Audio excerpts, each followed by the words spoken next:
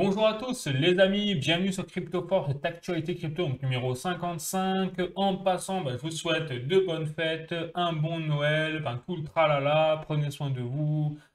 Il n'y a rien de mieux que ça pour clôturer une année comme il faut. Et surtout, écoutez, on va faire la dernière actualité, je pense, de l'année, parce que la semaine prochaine, je ne suis pas sûr d'avoir le temps de faire l'actualité crypto la semaine prochaine. Donc, au cas où, je vous dis, peut-être la dernière pour l'actualité crypto de l'année 2023 et on se donnera rendez-vous du coup en 2024. Bon, sur ce les amis, écoutez, comme d'habitude, aujourd'hui on va parler du VeChain, on va parler de plusieurs projets, donc de Ultra, de VV Digital Collectible avec l'entreprise Ecomi et également de Ripple où il y a les dernières nouvelles assez intéressantes là pour la fin d'année.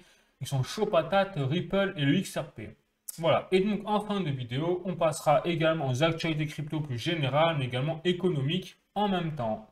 Voilà les amis, et sinon, bien évidemment, très important avant de continuer, je vous rappelle que je ne suis pas un conseiller financier et que tout ce que j'ai dans cette vidéo, c'est à titre informatif uniquement.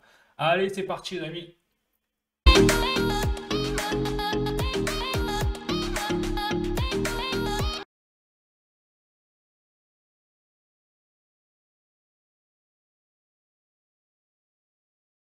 On va commencer par le VeChain. Donc cette fois, vous voyez, j'ai carrément mis la main sur un article de Medium et sur tout ce qui est le résumé, si vous voulez, un petit peu de ce qu'a mis en place VeChain, notamment sur l'édition de décembre. Mais ça va bien plus loin que décembre, et vous verrez comment et pourquoi. En fait, c'est vraiment le résumé presque du développement technique sur toute l'année 2023 de la part de la fondation VeChain. Donc on va commencer. Donc première chose, il faut savoir que là, en ce moment, en décembre, il y a une officialisation désormais de la sortie du wallet VWorld mobile. Donc le VWorld Mobile App, on m'a remonté également l'information, je crois que c'est Lip qui m'a remonté l'information, donc je te remercie Lip pour ça. Effectivement, il n'est pas disponible en France pour l'instant sur l'App Store et même Android, je crois. Et donc ça doit être une question de juridiction, il faut patienter le temps que tout ça se débloque et qu'on puisse avoir l'application VWorld, on l'espère en tout cas, sur nos applications mobiles. Et donc, entre-temps, depuis la sortie de VWorld Mobile App, on a 210 000 utilisateurs qui ont installé l'application sur leur Android ou leur iPhone. Voilà. Donc, c'est assez quand même phénoménal en si peu de temps. Ensuite, ils ont également parlé du VWorld d'App Store. Ça, j'en avais déjà parlé la semaine dernière, donc je le rappelle. C'est tout simplement, il dit c'est imminent. Donc il dit nous allons en fait sortir cette fonctionnalité de façon imminente. Et donc ce sera le même principe si vous voulez qu'un App Store ou un Google Play, c'est-à-dire que vous pourrez aller sur ce genre de programme et vous pourrez installer n'importe quelle app qui est disponible du coup sur sur l'écosystème du VeChain. Donc plutôt original, plutôt sympa. Et donc là on voit vraiment qu'on a une démocratisation voulue, on le voit bien par la fondation VeChain, l'écosystème du VeChain, pour l'ensemble de ses utilisateurs et de rendre le système presque identique en fait à des systèmes que l'on connaît déjà. Bon. Ensuite, il y a également, là, on s'adresse plutôt aux développeurs ou aux constructeurs plutôt que aux développeurs, c'est le DAppKit. Vous voyez, il parle de DAppKit et donc ce DAppKit va permettre tout simplement de faciliter le développement du code. Donc après, on verra en détail le DAppKit, qu'est-ce qu'il y a dedans, qu'est-ce qu'il simplifie réellement. Mais ça va permettre aux codeurs, aux programmeurs de mieux appréhender les outils pour créer du contenu des dApps sur l'écosystème du VeChain. Ensuite, il y a également le Fiat On-Ramp. Donc ça y est, c'est avec, vous savez, l'intégration, si vous voulez, du Coinbase Pay Fiat On-Ramp, c'est-à-dire de l'outil Coinbase qui permet justement de payer directement avec une carte bleue, entre guillemets, en monnaie fiat.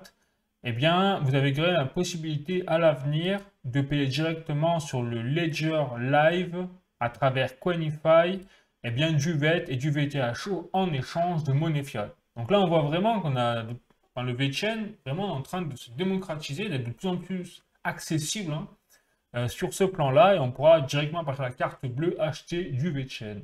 Ensuite, donc là, très important, on a eu un énorme bond en avant de la part du VORJ à travers, vous voyez, les ERC 5660, mais également ERC 721.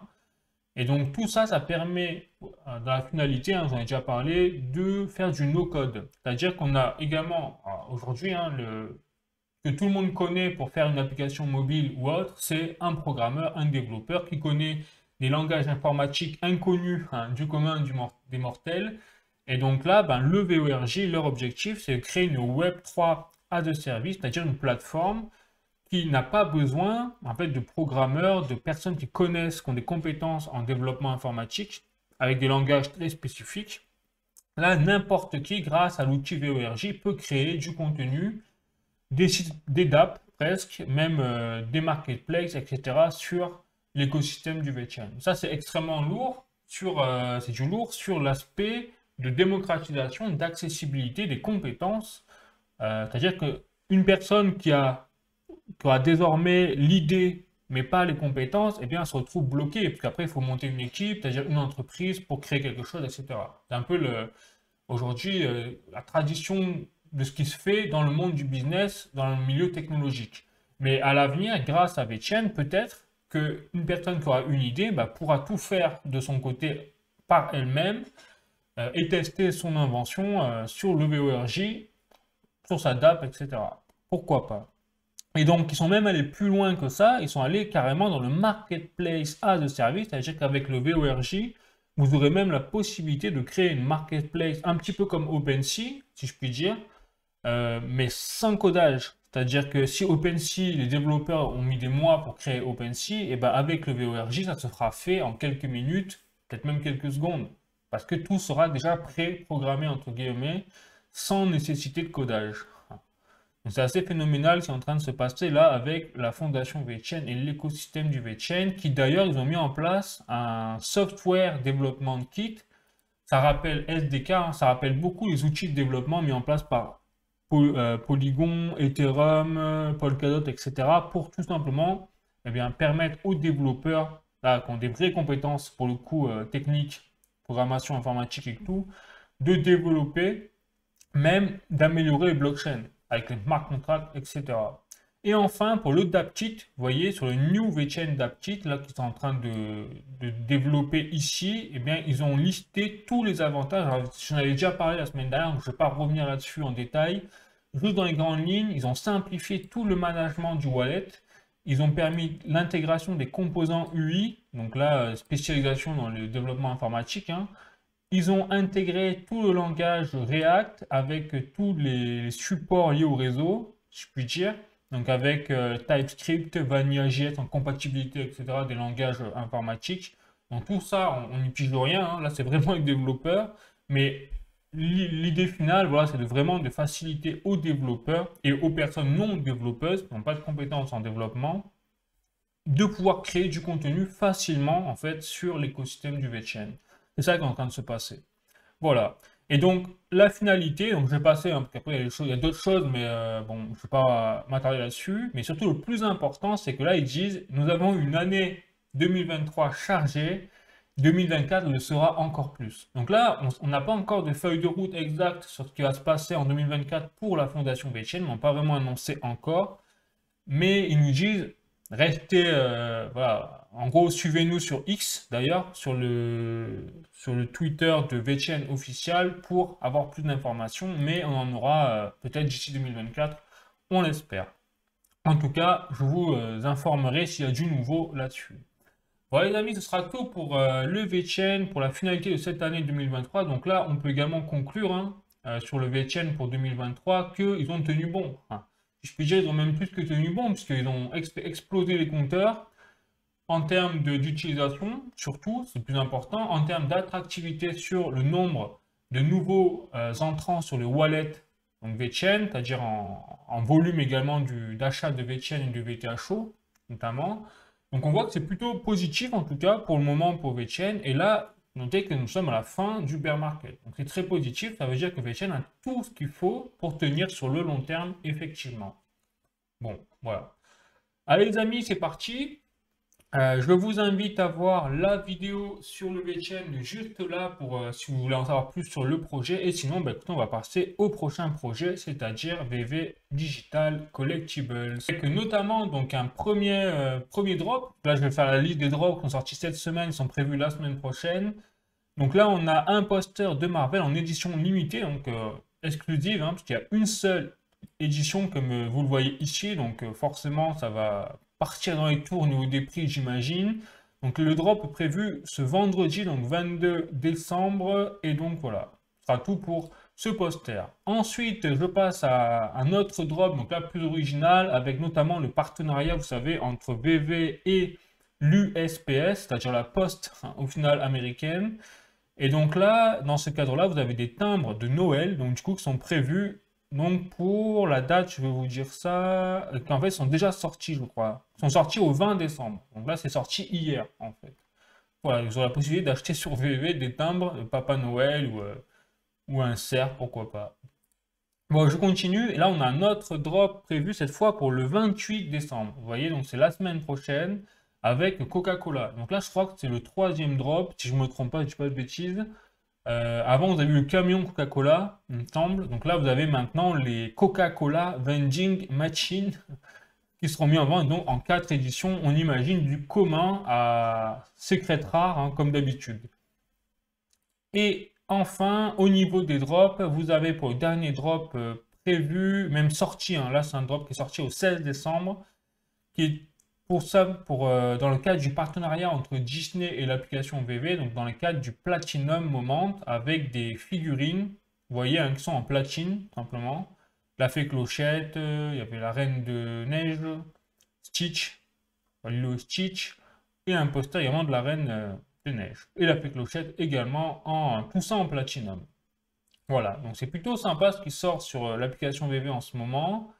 Mais là aussi, on clôture l'année hein, tranquillement sur le thème un petit peu de Noël, hein, on l'a compris, avec les timbres postaux. Et enfin, là, on va parler un petit peu du Omi. Et je trouvais un tweet intéressant de la part de VV Viral, c'est un membre de la communauté hein, qui est fan du coup du Omi, donc pas très objectif peut-être.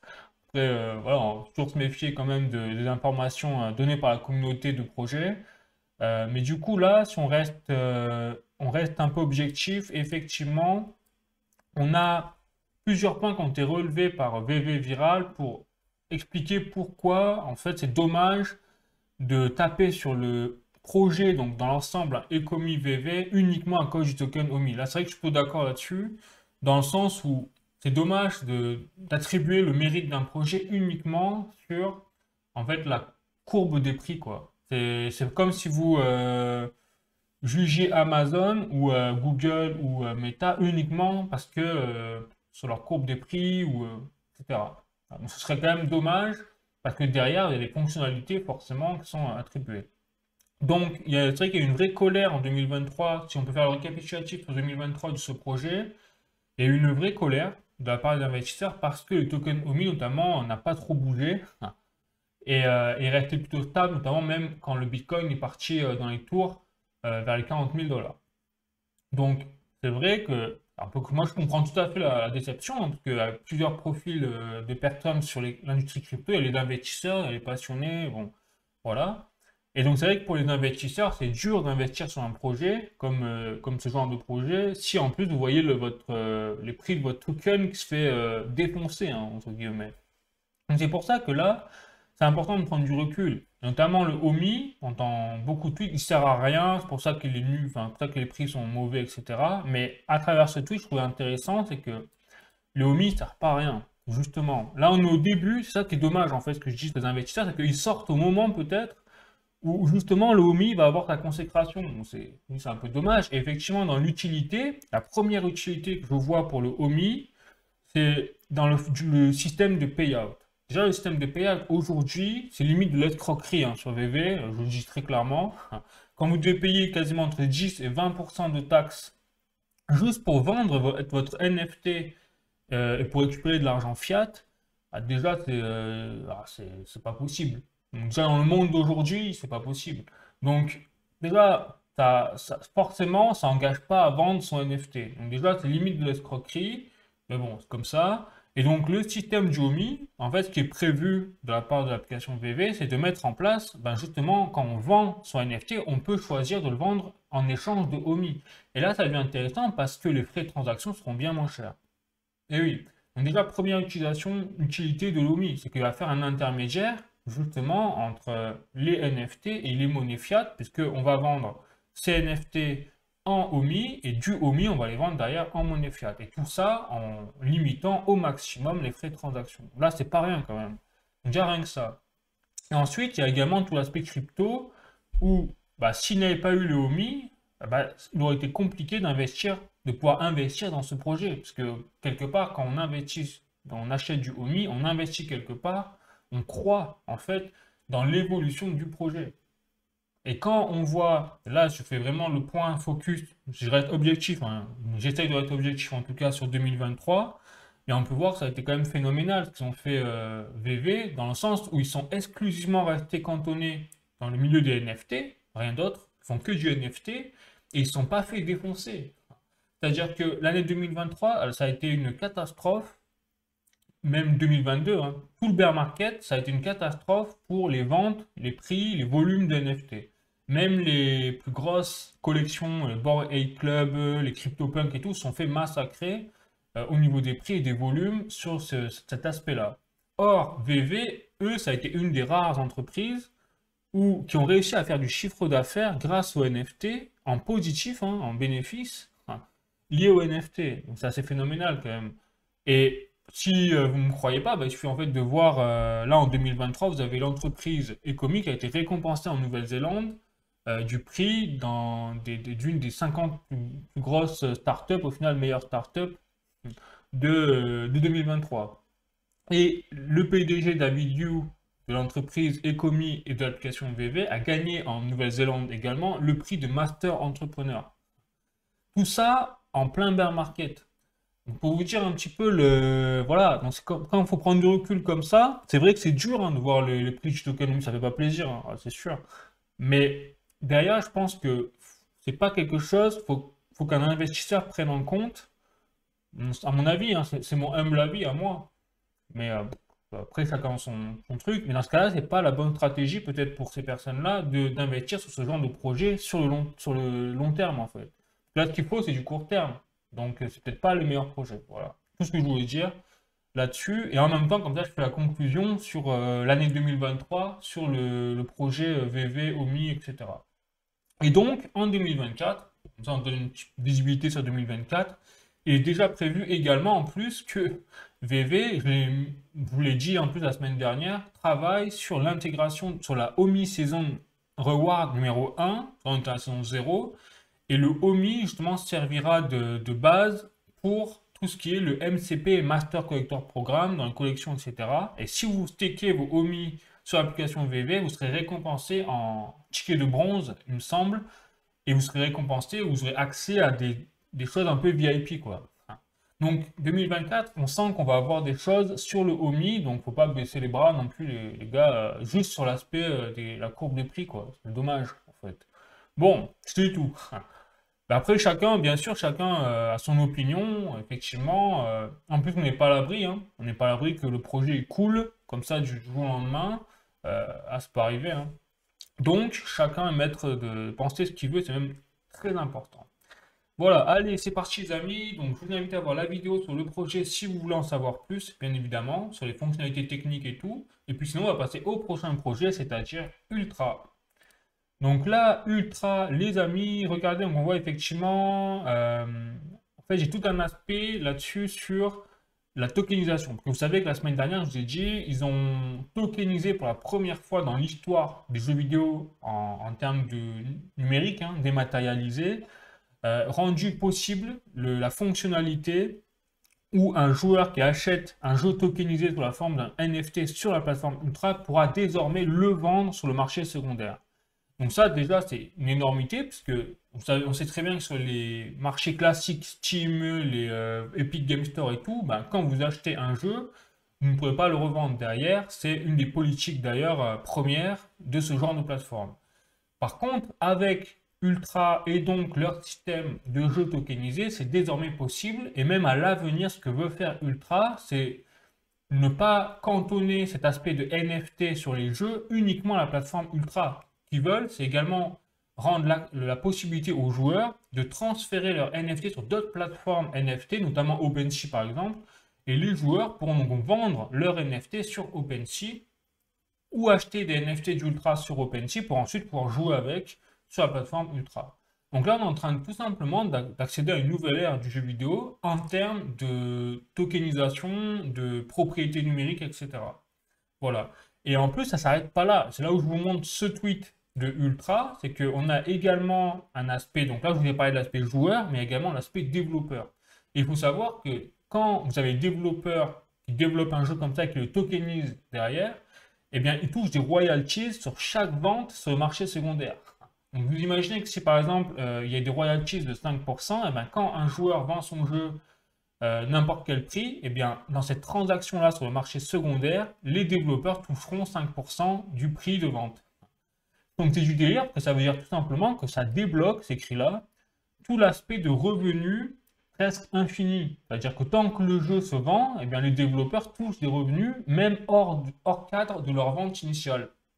Donc ça, c'est énorme, parce que c'est un énorme avantage, effectivement, pour les développeurs, comparé au fait que si vous vendez votre produit une seule fois, ben une fois c'est fini, vous avez vendu votre produit. Là, c'est autre chose.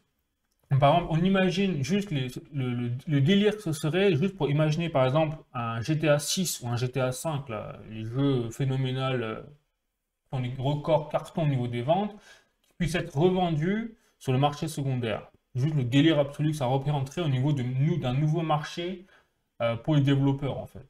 Ce serait phénoménal. Voilà, donner un peu l'ordre de grandeur. Et ça, c'est hyper important parce que c'est les développeurs qui vont déterminer où ils veulent vendre leur jeu. S'ils veulent vendre leur jeu sur Steam, ils le vendent sur Steam, mais ils doivent payer 30% de taxes, entre guillemets. S'ils veulent le vendre sur l'Epic Game Store, ils le vendent sur l'Epic Game Store en échange également d'un certain montant de taxes en échange. Mais s'ils veulent le vendre sur Ultra parce qu'ils considèrent qu'effectivement ils auront un énorme bénéfice pour le vendre derrière avec sur le marché secondaire et toucher des royalties, ils le vendront sur Ultra. Donc là déjà Ultra a un énorme argument de choix pour les développeurs, rien que ça. Et ensuite derrière ça va renforcer effectivement l'aspect de longévité pour le jeu, qu'il sera disponible sur le marché secondaire, donc il sera visible plus longtemps peut-être. Et également il va consister à créer une sorte de loyauté, de communauté, de boost, parce qu'en plus, il y aura aussi un aspect où, effectivement, il dit du bouche à oreille, je pense. Là, c'est un peu ça, hein. Si je traduis, c'est pas le positif bouche à oreille. Je sais pas trop ce que ça veut dire en anglais, mais en gros, si je traduis, ça peut également signifier que tout cet aspect de tokenisation et de achat-vente sur le marché secondaire va en fait permettre aux développeurs de fidéliser un petit peu leur clientèle, leur communauté, parce que derrière, il y aura peut-être de la spéculation. Et donc, quand vous avez de la spéculation sur des NFT, on l'a vu, hein, tous les NFT subissent la spéculation. Donc, ça se trouve, un jeu, imaginé de collection qui date, qui n'est plus en vente, par exemple sur Ultra à une certaine date, et donc vous avez des tokens qui sont en édition limitée, eh bien, dans 20 ans, peut-être que ces tokens-là qui sont en édition limitée NFT et que les développeurs ne veulent plus vendre ou ont arrêté leur licence, eh bien, vont exploser à la hausse, par exemple.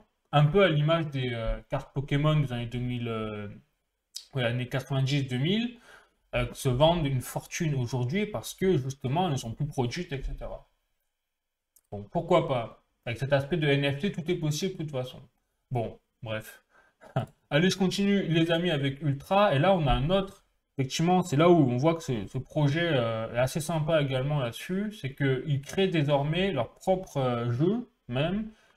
Ou alors ils ont leur propre système de partenariat exclusif. Et donc là, on a le projet donc, Citadel. Alors même c'est Project Citadel, c'est écrit ici avec 10 000 followers. Et ce sera donc un jeu vidéo qui sera exclusif à la plateforme Ultra. Donc là, on voit que Ultra met tout le paquet pour 2024 pour essayer d'attirer un maximum de développeurs, mais également de joueurs sur leur plateforme, parce que ça rappelle un petit peu, alors après, c'est à qui veut, qui aime pas, à voir, ça va voir. Mais ça rappelle un petit peu un FPS Counter-Strike ou Call of Duty, peu importe. Donc pourquoi pas. Mais surtout, c'est exclusif à Ultra et ça rappelle quoi? Ça rappelle tout simplement le modèle un peu de Counter-Strike sur Steam qui est totalement exclusif à Steam. Et c'est comme ça d'ailleurs que Steam a vraiment fait un carton au début et a créé sa marque d'aujourd'hui qui est phénoménale. C'est un peu sur la base également de Counter-Strike, un petit peu.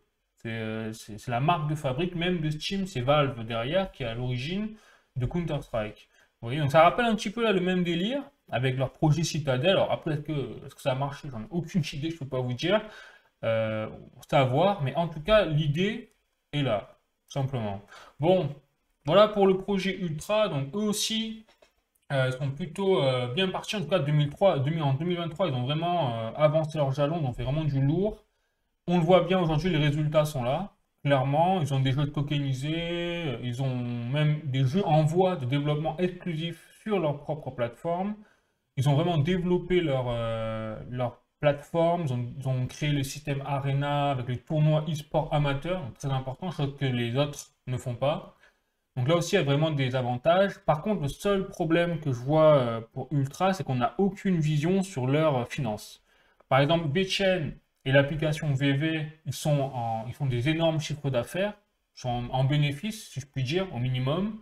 Ça, c'est clair qu'il y a des rapports qui sont transparents et qui donc sont publiés tous les 6 mois, ou s'ils ne sont pas transparents, là je fais référence à VV, l'application VV, on sait à peu près leur chiffre d'affaires, c'est totalement colossal sur un mois. Le problème d'Ultra, c'est qu'on n'a aucune vision là-dessus. Donc, autant ils peuvent nous dire demain, bah, finalement on a coulé parce qu'on est en manque de financement, etc. Voilà, c'est le seul point négatif que je vois, c'est qu'on n'a aucune visibilité, mais autant tout va très bien. C'est-à-dire, autant c'est parfait, ils font du chiffre d'affaires de folie, tout. Mais on ne sait pas. Voilà, donc ça, c'est vraiment, je vous dis, le seul point de conclusion, si on veut rester objectif pour 2023, où il faut se méfier, quoi. Voilà. Au passage. Bon, allez les amis, hop, je vous invite à voir la vidéo sur le projet Ultra si vous voulez en savoir plus. Et puis sinon, bah, écoutez, on va passer au dernier projet pour aujourd'hui, c'est-à-dire le Ripple avec le XRP. Première information, les amis, donc là on a un tweet de Ripple, comme vous pouvez voir ici, et ils annoncent tout simplement qu'ils ont été rajoutés par la Banque centrale d'Irlande, donc là c'est du délire encore, hein. Ils ont été autorisés tout simplement, hein, vous voyez, à fournir donc en Irlande des services d'actifs digitaux. Rien que ça. Voilà, donc là c'est annoncé un petit peu comme un cheveu sur la soupe, mine de rien, mais c'est une énormité encore, hein, parce qu'ils ont carrément débloqué, bah, ils se sont mis un partenariat en plus avec la Banque centrale d'Irlande, rien que ça. Bon, voilà les amis, donc là aussi je vais vous passer quelque chose d'intéressant. C'est-à-dire que là, pour justement la fin d'année 2023, qu'est-ce qu'a fait Ripple? Ils ont fait un petit sondage en interne et ils sont allés interroger donc chaque leader, si vous voulez, éminent, hein, chaque personne qui a des pouvoirs éminents au sein de l'entreprise Ripple, pour l'interroger sur des prédictions de 2024. Donc il y en a une dizaine à peu près, donc je ne vais pas tous vous les passer parce que ça n'a aucun intérêt, je vous en ai sélectionné qu'une seule, c'est-à-dire la prédiction faite par Monica Long, c'est-à-dire la présidente de Ripple. Vous voyez, un président de Ripple. Voilà. Et donc, elle a tout simplement fourni ses prédictions pour 2024 concernant l'entreprise de Ripple, hein, bien évidemment, mais aussi un petit peu l'industrie crypto en général. Et donc, je trouvais ça hyper intéressant parce que c'est hyper intéressant d'avoir simplement la vision de la patronne un petit peu de Ripple, hein, à quelque chose près, sur l'avenir, sur l'année 2024, sur son entreprise, mais également sur l'industrie crypto en général. Et donc, la première, on va dire, prédiction pour 2024, c'est qu'elle dit que là, tout ce qui est l'aspect de l'industrie crypto, eh bien, cassera un petit peu les hypes spéculatives au niveau des cycles, hein, c'est-à-dire de cycles de bull run et de bear market, qui ont défini les booms et les éclatements de l'industrie depuis l'invention du Bitcoin. C'est-à-dire que pour elle, en gros, en 2024, on est vraiment à un tournant, et elle parle de l'industrie crypto basée sur aussi le monde réel. Donc tous les projets justement un peu, bah là, elle se jette des fleurs elle-même, on l'a compris, elle parle également de Ripple et du XRP. Eh bien, ces projets-là sont tellement solides qu'elle dit qu'il y a un moment, il va y en avoir tellement, il va y avoir tellement d'utilité qu'il n'y aura plus vraiment de bulles spéculatives parce qu'il n'y aura plus de spéculation en fait uniquement sur les actifs digitaux crypto parce qu'ils seront trop utiles. Donc après, il va y avoir une légitimisation quelque part de tout ça. Par contre, elle dit clairement, là ça devient intéressant, qu'il y a tout un aspect en fait de solution sur la compliance, c'est-à-dire un peu la transparence, l'utilisation, la législation, l'intégration des systèmes existants. Et donc elle pense que le plus gros breakthrough qu'elle dit ici, c'est-à-dire le plus gros changement, l'avancée sera en 2024 au niveau de la régulation, la compliance pour la finance décentralisée. Donc elle prévient un petit peu la finance décentralisée, attention, l'industrie crypto dans son ensemble va vraiment changer en fait, quelque part si on résume, mais attention quelque part à la finance décentralisée qui risque de payer les pots cassés, entre guillemets. Si je lis, hein, là je fais la traduction en anglais et en plus je traduis entre les lignes ce qu'elle dit. Voilà. Ensuite, deuxième prédiction, donc elle dit l'hiver crypto, là, est en fait une saison géniale pour tous les constructeurs sérieux, et elle dit entre parenthèses, spécialement ceux qui veulent moderniser le monde de la finance au niveau de l'infrastructure avec la blockchain, qui est inévitable. Et là, forcément, elle se jette aussi des fleurs, qu'elle parle de Ripple hein, et du XRP, évidemment. Et donc, ensuite, troisième prédiction, elle parle de tout ce qui est la transparence et la régulation. Donc, en 2024, elle dit qu'il n'y a pas assez toujours de conscience au niveau de la régulation et que l'industrie doit être en gros régulée, confiante, etc. Et la première, en fait, à garder les clients en sécurité. Et elle dit qu'il y a un problème de sécurité dans l'industrie crypto et que c'est quelque part un frein à l'adoption de masse à ce niveau-là. Voilà. Et donc, elle dit que l'industrie a besoin de construire une régulation et des outils de régulation ou de confiance, etc., dans un environnement décentralisé. Alors ça, c'est intéressant. Hein. Et là, elle parle d'environnement décentralisé. Donc, elle dit que c'est la prochaine frontière pour l'innovation de la blockchain, c'est quelque part de réguler l'environnement décentralisé et surtout la régulation de l'industrie crypto. Bref.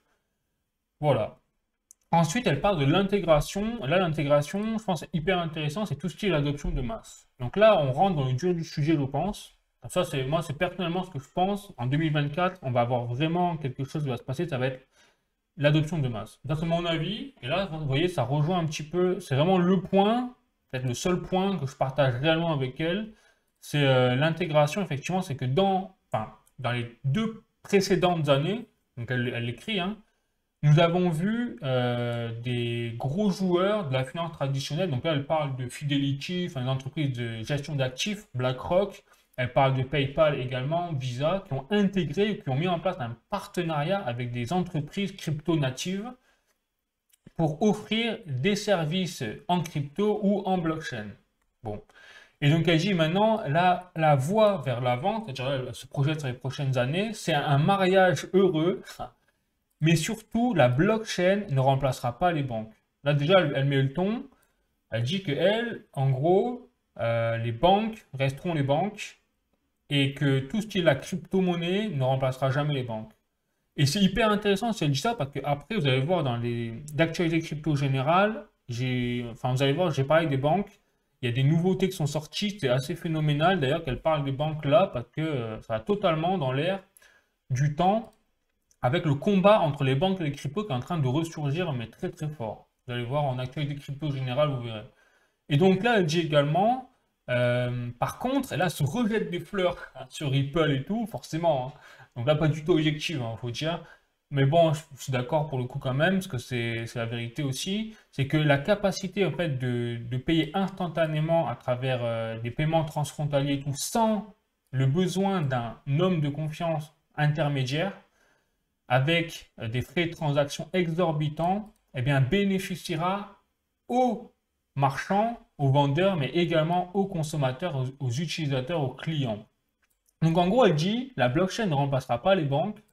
Par contre, elle va être tellement puissante au niveau technologique que personne ne pourra s'en passer en gros. Si on lit encore entre les lignes. Hein. Voilà. Voilà, assez intéressant quand même. Ensuite, elle parle dans la 5e prédiction sur 6, donc une meilleure utilisation, en gros greater usability. Donc elle dit que la plupart des entreprises qui travaillent avec Ripple adorent les bénéfices en fait qu'elles en tirent de la crypto, mais, et c'est là où c'est paradoxe, c'est assez phénoménal, ils ne veulent pas en devenir experts. C'est-à-dire que les personnes, les entreprises qui travaillent avec Ripple, ils disent ouais c'est génial, on ne paye rien en frais de transaction, c'est hyper rapide et tout. Par contre, on ne veut même pas entendre parler de crypto, on ne veut même pas savoir comment ça marche. Donc c'est ce qu'elle dit, ils veulent juste que ça marche en gros. Et donc LG elle rajoute une révolution de crypto ne peut pas en fait requiert, c'est-à-dire ne peut pas demander des milliards de gens en fait pour un self-custody, c'est-à-dire pour une utilisation personnelle des assets et une sécurisation surtout de leurs clés, vous savez, privées secrètes. C'est trop compliqué en fait. C'est-à-dire qu'aujourd'hui, il y a un vrai problème dans la révolution de crypto pour l'adoption de masse, c'est effectivement que c'est trop compliqué. Et c'est un peu ce qu'elle déclare dans sa dernière phrase. Voilà. Et on ne peut pas demander aux gens, en fait, on ne peut pas les forcer à aller vers là parce que c'est justement trop compliqué. Donc il faut des intermédiaires, un peu comme les banques, c'est là un peu la revient en banque, hein, qui fassent le travail pour la majorité des gens qui ne veulent pas le faire eux-mêmes pour eux, quoi. Ensuite, donc LG, là, c'est intéressant. Nous avons atteint, là, c'est la prédiction la plus intéressante, là, la sixième. Donc, nous avons atteint le point critique, quelque part, pour les cryptos, parce qu'elles sont devenues mainstream, entre guillemets. Mais nous n'avons pas atteint encore, en fait, si vous voulez, le moment où il y aura vraiment un breakout total, c'est-à-dire une sortie phénoménale, où il y aura une adoption institutionnelle pour le monde réel. Et donc elle dit que là, 2024 peut être ce moment, mais à partir du moment où il y aura la régulation en premier lieu. Voilà. Donc là, en gros, elle dit 2024, c'est clairement le tournant qui va avoir lieu pour l'industrie crypto, dans le sens où, là je suis totalement d'accord, hein, si on a les ETF Bitcoin Spot qui vont être adoptés, là, je dis bien si, hein, on n'est pas sûr, eh bien, derrière, c'est le top départ, clairement, l'adoption de masse, parce que les institutionnels auront donné le top départ. Comme pour tout, hein. Et donc, après, les particuliers, eh bien, comme les institutionnels, comme BlackRock et tout, auront légitimisé à eux seuls l'industrie crypto, le Bitcoin et tout, ça va rassurer la majorité des gens, hein. Toujours comme ça que ça marche. Et donc, bah, les gens, derrière, les particuliers, iront plus volontiers et avec moins d'appréhension dans le secteur crypto. Mais il faudra en passer par là. Et donc, derrière, bah, il faudra quand même une régulation correcte, cohérente, pour justement encore plus légitimiser tout ça. C'est ce qu'elle dit en tout cas à peu près, hein. Voilà. Donc, c'est assez intéressant, je trouvais, sa vision à la présidente de Ripple, hein, clairement, que ça révèle tout simplement, si on conclut sur Ripple, pour 2023 déjà, et la vision pour 2024, c'est que déjà Ripple, 2023 a tout défoncé un petit peu avec les partenariats avec les banques centrales et tout, mais c'est pas fini, parce qu'en 2024, il va y avoir en plus le bull run, le halving, couplé peut-être à l'adoption de masse des institutionnels. Donc là, je ne sais même pas imaginer si c'est ce qui se passe, ça va être une dinguerie, le truc, pour vous dire. Bon, voilà les amis, je vous montre un dernier petit article pour la route sur Ripple et le XRP. Donc c'est un article de Crypto Alert, vous voyez.com, c'est en anglais également, mais je vous dis, la Banque centrale du Japon, donc c'était il y a un jour, donc c'était hier, c'était le 20 décembre 2023. Donc la Banque centrale du Japon a initié le déploiement du XRP pour les solutions de paiement global au Japon. Donc là, ça commence à devenir un petit peu sérieux quand même pour le XRP, puisqu'il est utilisé carrément, hein, littéralement, par la Banque centrale du Japon. Donc là, ça part en cacahuète, clairement, faut le dire.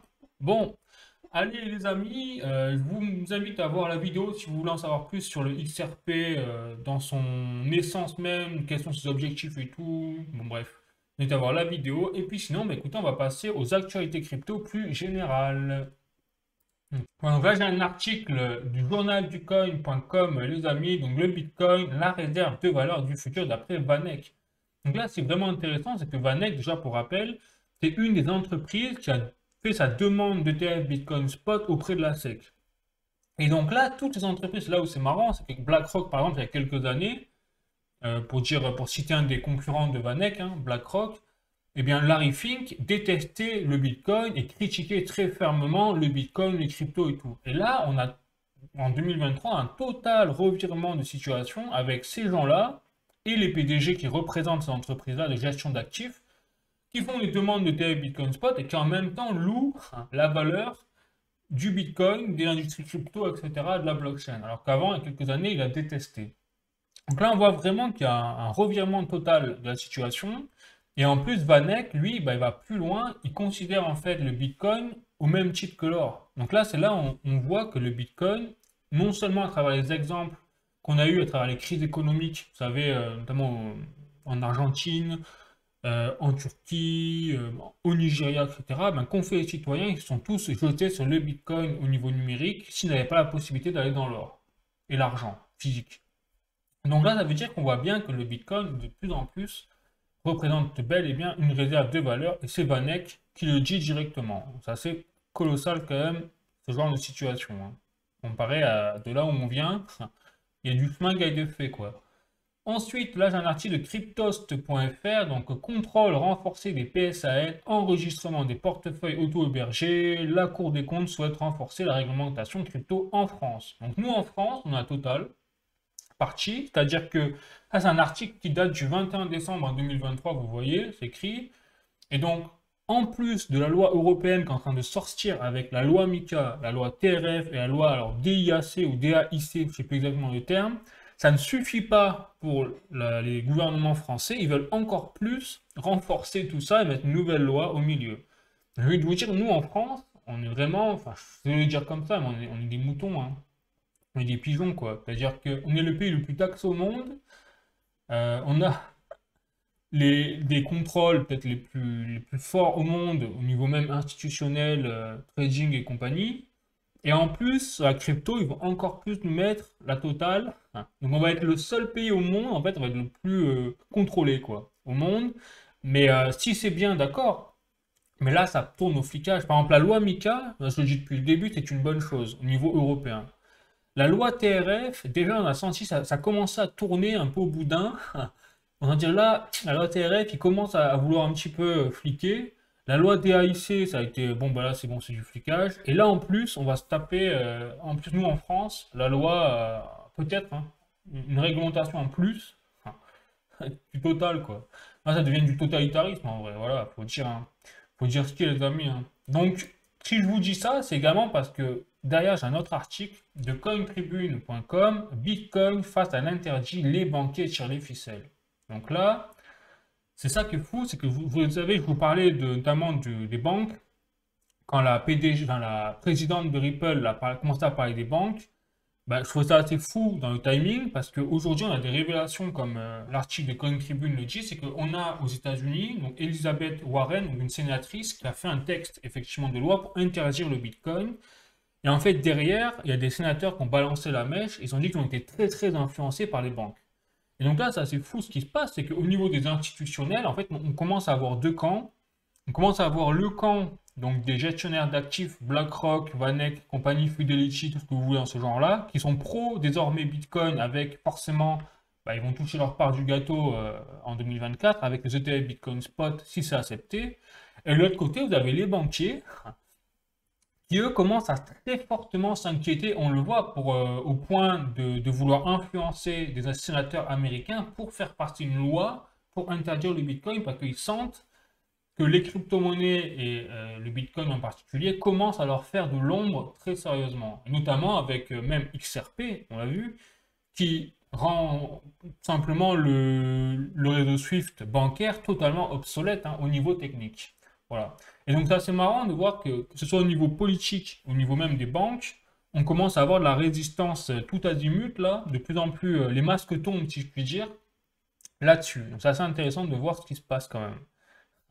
Et c'est pas prêt de s'arrêter à mon avis. Enfin, on verra. On verra. Bon les amis, donc ça c'est pour... Maintenant j'ai passé à l'actualité économique, vous savez comme d'habitude. Et là donc inflation, donc la crise est derrière nous, mais elle restera un peu plus élevée qu'avant selon Bruno Le Maire. Donc là c'était Le Figaro avec AFP. Donc là on a vraiment l'impression qu'on se fout de notre gueule. Désolé le terme, hein, mais donc en gros l'inflation, la crise inflationniste est terminée. Ok, elle restera un peu plus élevée, mais la crise est derrière nous. On a l'impression, presque à les entendre, qu'on n'est plus en crise, quoi. Mais ok, il y a peut-être plus de crise inflationniste, mais il reste quand même une crise économique, quoi. Enfin, je veux dire, je suis allé voir les supermarchés pour comprendre que on est loin quand même d'avoir enfin, une situation économique revenue telle qu'avant. Donc déjà, on a compris que ça, on ne le retrouvera plus jamais, les prix d'avant. Et qu'il y a un vrai problème désormais avec tout simplement l'euro. Parce que là, on commence à toucher du doigt une valeur en fait de notre monnaie fiat qui n'est plus au rendez-vous par rapport à la valeur des prix dans les... Donc, il y a un vrai problème, en fait, d'offres et de demandes. Et d'ailleurs, c'est ce qu'a fait la Russie, hein. Vladimir Poutine, lui, il est en train de travailler sur l'offre et la demande, et il a analysé la situation. Il a dit que eux, en Russie, ils avaient également fait une grosse erreur, c'est qu'ils avaient compté trop sur leur banque centrale. Et d'ailleurs, leur banque centrale, là, en Russie, elle est en train de faire exploser les taux directeurs, à des taux bien plus élevés que nous en Europe. Et ils sont en train de se rendre compte que c'était également une erreur de leur côté, parce qu'ils sont malgré tout pas arrivés à gérer l'inflation de leur côté. Après, ils sont en guerre et tout, donc ça s'explique quand même, mais voilà. Donc, quand je vois ce genre de déclaration de Bruno Le Maire, ça rappelle également quoi? Ça rappelle aussi que c'est peut-être pas fini. C'est-à-dire, la crise est derrière nous, mais il n'y a rien qui l'affirme. C'est-à-dire que demain, les taux directeurs, on les baisse. Qu'est-ce qui se passe? Donc là, on voit vraiment qu'on se fout de notre gueule encore, parce que les taux directeurs sont encore très élevés, hein. Là, on est au top de nos taux directeurs en Europe avec la Banque Centrale Européenne. Donc on ne peut pas dire que la crise est derrière nous. C'est quand on aura fait baisser les taux directeurs à un niveau normal, en proche de zéro, et qu'il n'y aura pas de reprise de l'inflation, là oui, on pourra dire que la crise est terminée. Mais avant, franchement, c'est du mensonge, hein. Clairement, faut dire ce qui est, hein. C'est fou, quoi. C'est comme d'hab, hein, ils mettent la charrue avant les bœufs, quoi. Ensuite, j'ai un article de Marianne. Le gouvernement accuse, les complémentaires se justifient et le prix des mutuelles va flamber de 8,1% en 2024. Donc on n'a plus d'inflation, on a une crise inflationniste qui est derrière nous, hein, si on en croit Bruno Le Maire, mais par contre, on va avoir 8,1% d'inflation sur les prix des mutuelles. Et oui. Et sur le prix de l'électricité, hein, bien évidemment aussi, j'ai oublié de vous le dire. C'est vrai. Donc on nous prend vraiment pour des moutons quand même, hein. Et enfin, un dernier article pour la route, les amis, donc de latribune.com ou .fr du 20 décembre 2003 à la GIA. Donc l'Ukraine devra attendre 2024 pour obtenir une nouvelle aide des États-Unis, un revers pour Zelensky. Donc là, on sent vraiment qu'il est en train de se passer quelque chose au niveau géopolitique. Donc si j'en parle dans l'actualité économique, c'est parce que ça a vraiment un lien au niveau économique pour nous, l'Europe. C'est-à-dire que nous, l'Europe, on nous le rappelle plus, hein, désormais, mais on nous a forcé, nous les citoyens, en fait, avec nos impôts, hein, en fait, à payer pour une guerre qui ne nous concerne pas au final, désolé de le dire, je le rappelle, puisque les intérêts de l'Ukraine, c'est pas les intérêts de la France, déjà, pour rappeler. Sauf que du coup, on a utilisé nos impôts, hein, pour aider l'Ukraine en masse, ça a été comme ça pour tous les pays occidentaux. Résultat, on a fait des sanctions contre la Russie, et en fait, on est en train de se rendre compte aujourd'hui que la Russie est en train de gagner. C'est ça, donc tout ça pour ça, en fait. C'est-à-dire qu'on a fait perdre 2 ans, on a fait durer la guerre pendant 2 ans, que c'est un peu ça que s'est passé. Il y a des centaines de milliers de morts des deux côtés, ukrainiens comme russes. Et aujourd'hui, la finalité, c'est qu'elle est quasiment la même, en fait, que si on n'avait pas livré d'armes, si on n'avait pas sanctionné la Russie, etc. Et même, la situation est pire pour nous, Européens, parce que nous avons carrément subi une crise économique inflationniste en raison des sanctions, notamment énergétiques, puisque c'est exactement ça qui s'est passé, hein. C'est qu'avec les sanctions, on a perdu le gaz, le GNL, enfin pas le GNL, le gaz russe, on a perdu l'électricité, entre guillemets, avantageuse de la Russie. Et aujourd'hui, on est en train de repayer des cargaisons de GNL à la Russie qui sont 3-4 fois plus chères qu'auparavant. Donc voilà, donc là l'aspect bêtise de nos gouvernants, je peux dire on peut pas faire mieux en fait. Voilà. Et aujourd'hui on est en train de se rendre compte que la Russie va gagner, c'est de plus en plus évident, et qu'en fait on a tout simplement fait cramer les impôts des citoyens pour rien. Voilà. Et quand on nous dit qu'en plus ça va aller avec Bruno Le Maire, que la crise est derrière nous, alors qu'en fait c'est eux qui ont mis le feu et qui ont jeté les jerrycans d'essence dans les flammes, on rigole quand même, hein. Voilà. Bon, écoutez, les amis, sinon, la finalité de l'histoire, c'est que tout ça reste positif quand même au niveau de l'actualité crypto, on le voit bien. On est à l'aube du bull run de 2024 et surtout, on est à l'aube peut-être d'un changement de paradigme social, économique pour 2024, puisqu'on voit bien quand même que nous ne sommes pas sortis de l'auberge au niveau économique, malgré ce qu'on veut bien nous faire croire. Clairement, On a quand même une bonne instabilité économique au niveau mondial et tout ça, c'est pas fini. Voilà, les amis. Mais sinon, bah, écoutez, on va rester positif. 2024 sera quand même une bonne année pour les cryptos, je pense. Pour le reste, moins, peut-être moins, mais on s'en fout. Et puis sinon, écoutez, passez de bonnes fêtes. Je vous souhaite un joyeux Noël, vraiment. Et puis à 2024, du coup, la vie, ciao.